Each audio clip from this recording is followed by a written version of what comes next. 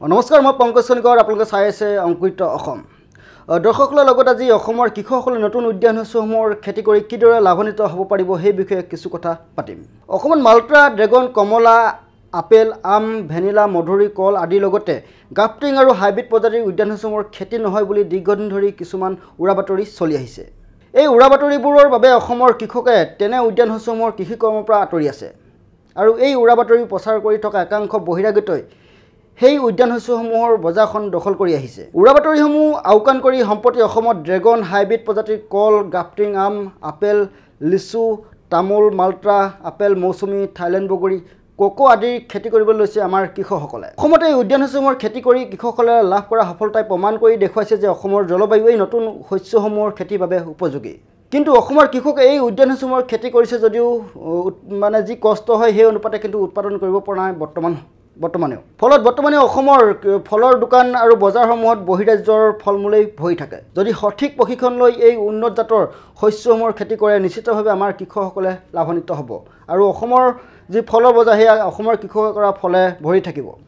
এই উদ্যান শস্যসমূহৰ খেতি কৰিলে বিভিন্ন দিশত আমাৰ কৃষকসকলে লাভান্বিত হ'ব। প্ৰথমে মই জনাব বিচাৰিছোঁ, প্ৰথম কথা, এবাৰ কৰি 20ৰ পৰা 25 বছৰলৈ আমাৰ কৃষকসকলে ইয়াৰ পৰা উৎপাদন পাই থাকিব।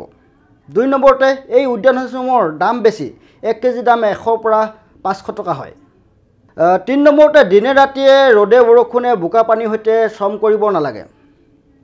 4 নম্বৰতে, মাল্টিলেয়াৰ বা মিশ্ৰিত পদ্ধতিৰ এই উদ্যান শস্যসমূহৰ লগত অন্য কিছুমান পদ্ধতিৰে এডোখৰ ঠাইতে বিভিন্ন ধৰণৰ খেতি কৰিব পাৰে আমাৰ কৃষকসকলে। ভাৰতবৰ্ষত কৃষি কৰ্মই সফলতা লাভ কৰা অধিকাংশ কৃষকেই এনে উদ্যান শস্যসমূহৰ খেতি কৰে। অসমৰ কৃষিভূমিও ওপৰত উল্লেখ কৰা উদ্যান শস্যসমূহৰ খেতিৰ বাবে উপযোগী।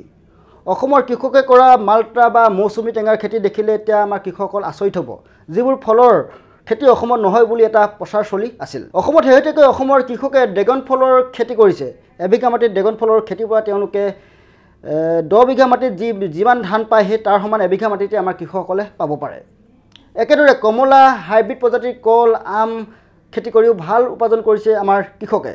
তিনিচুকীয়াৰ কৃষক ধনিৰাম চেতিয়াই হাইব্ৰিড আৰু গ্ৰাফটিং প্ৰজাতিৰ আম খেতি কৰিও বিশেষ সফলতা লাভ কৰিছে। কিন্তু এইবিলাক আমাৰ অসমত খেতি কৰা নহয় বুলি কিছুমান কথা আগতে চলি আছিল। অৱশ্যে এনে উদ্যান শস্যসমূহৰ খেতি বৰ্তমানে অসমৰ মুষ্টিমেয় কেইজনমান প্ৰগতিশীল কৃষকৰ মাজতেই আবদ্ধ হৈ আছে।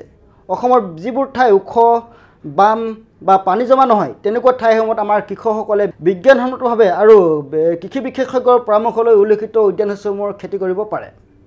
অসমৰ গাঁৱে ভূঞে উদ্যান শস্যৰ খেতিৰ বাবে উপযোগী বহু মাটি আছে আৰু এনে বহু ধান খেতিৰ পথাৰ আছে যিবোৰত ধান খেতি কৰি 100 টকা খৰচ হয় আৰু তাৰ পৰা উপাৰ্জন হয় মাত্ৰ 90 টকাহে।